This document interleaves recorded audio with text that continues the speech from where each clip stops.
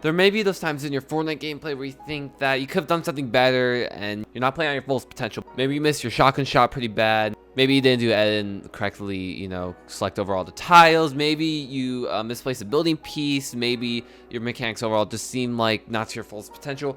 That's right, because all these things happen. It's really important to try to take those weaknesses and, practice really hard to turn them into strengths. Sometimes it could be with your sensitivity being a problem, which is why I'd love in this video to help you guys find your perfect sensitivity, which is important. So you can be playing out your fullest potential and relearn mechanics pretty quickly and, just be the best. Without further ado, let's get right into it. Alright, so what does exactly make your sensitivity perfect? I'm gonna have a list of components for your perfect sensitivity, and you gotta make sure you can checkbox all of them while I'm giving you guys advice throughout the video. So with your sensitivity, you gotta make sure you have accurate builds placed and crosshair movement on that. Good mouse movement when you're flicking around for 180s and 360s while building and editing.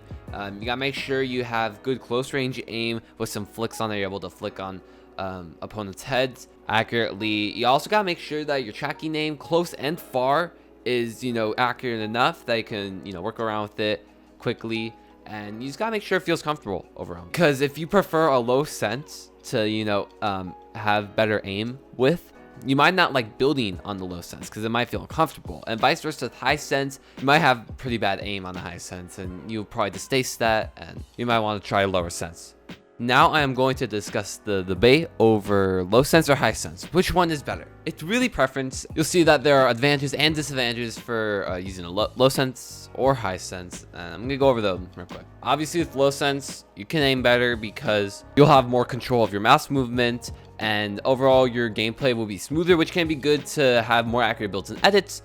The disadvantage is if you want to do any crazy flicks or trying to build like an insane mechanical person, just going for a lot of crazy free build and stuff, it will be a little hard to work around that.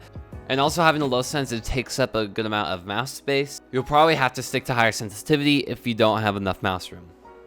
With the advantages of high sense, it's easier to build and edit. You see a lot of pros that are on a high sense, they just have really good mechanics, they're really flashy and can get easier piece control and stuff. Disadvantages is it is a little harder to aim with because be a little careful not to overshoot with shotgun, and tracking might be a little worse. It won't be as smooth, it'll be a little jittery, but at least you can aim train a bit if you want to be on the high sense to improve that.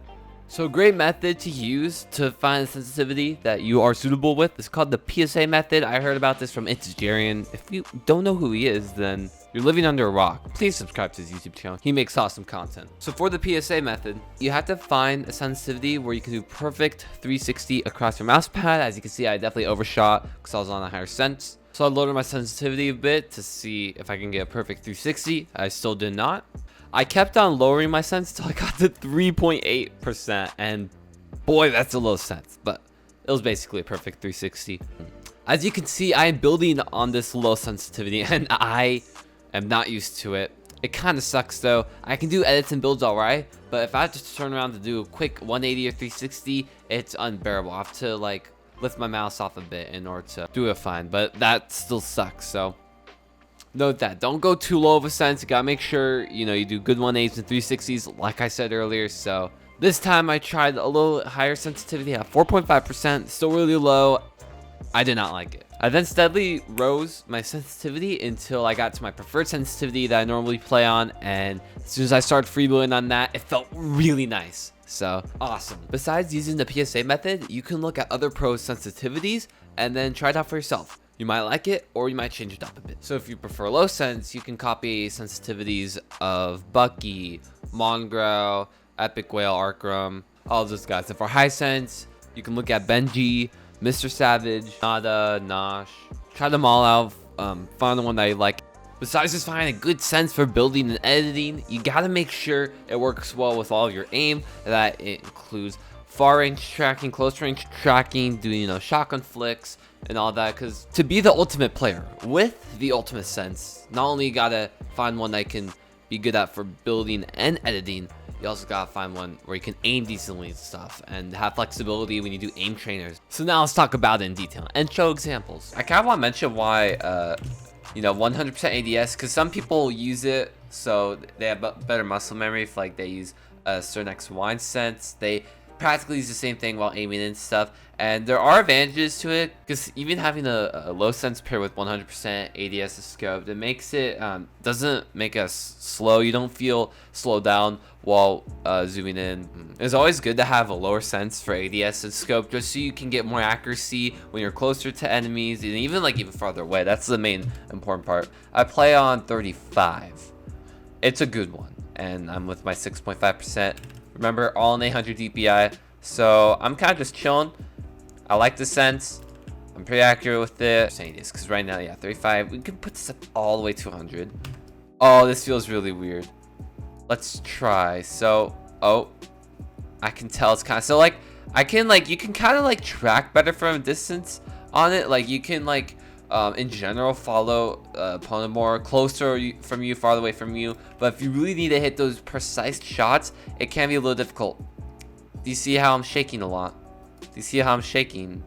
And I'm just missing a lot. I'm hitting all around it because I can kind of track it quicker, but I can't track it that accurately. I'm not accurate with it at all. So if 100% ADS sensitivity will not work out for you, I do have recommendations. If you want a slower sense to have that nice, smooth, accurate shots from a far distance, you could play around, I'd say at least 15%. If maybe you're on the higher sense, so you don't go crazy. 20 to 30% is good accuracy. You can even bump it up to 40, in the mid 40s. But yeah, 50%. A lot of pros play at 50%, and they're on the low sense, and that's pretty good because you can be flexible if you need to track all around your screen. If you're in an end game or mid game. As a high sense player, you can even play on lower senses. If you did play on low sense but you changed to high sense, you can lower your sense down a bit. So you can still track with your arm. You can still play in the 30s and 20s, even 40% of high sense. Most high sense players, they be closer to that 100% ADS, maybe being around in the 70s of percent, 80% around there. Even Mr. Fesh Asian, a low sense player, on 6%. X and Y, he plays on 75%, which is good. It's not terrible. He's trained to aim good on that sense. So, and again, it's all about preference. Real quick, I want to talk about your shotgun aim when it's close range aim and you need to flick a lot. This is just for your normal X and Y sensitivity. The problem is I don't have enough experience with those maps, and I can't think of any way to demonstrate it. So I'll just say this: with whatever sense you chose for building and editing, make sure that you're not over flicking or under flicking shots, because that could be a problem. You might have to make adjustments from there. You can always train to do better flicks on whatever sensitivity you're on with any maps. I'm going to link one in the description. I'll also put up the codename right now. It's a good one. I know you guys will like it. To end off the video, I do have some extra tips for you guys and things to discuss about sensitivity. First, I want to start off with considering using a non-native XY sensitivity. That's people Clicks. I think Metro uses it, both, but ones who have a different X sensitivity and a different Y sensitivity, this does help so they can flick better on X sensitivity horizontally, so they can piece better with boxes and look around better in certain situations. Don't have too high of an X sensitivity compared to your Y. Make sure they're fairly even with a 2% gap or something at most. Also, when you are trying out your new sensitivities for aiming, you gotta find a way to train it. Scavox helps a lot. It has good tracking drills and good shotgun drills, and you can also use third-party software like AimLab, which helps a lot. So that's basically it for the sensitivity tutorial video. Make sure to leave comments if there's any other tutorials you want me to do that's Fortnite related. I would love to make videos for that. Make sure to like and subscribe if you're enjoying the content. I would really appreciate that. I'm trying to start grinding again for doing tips and tricks videos occasionally, so your support will be awesome. And that's about it. I'll see you guys in the next video. Bye-bye.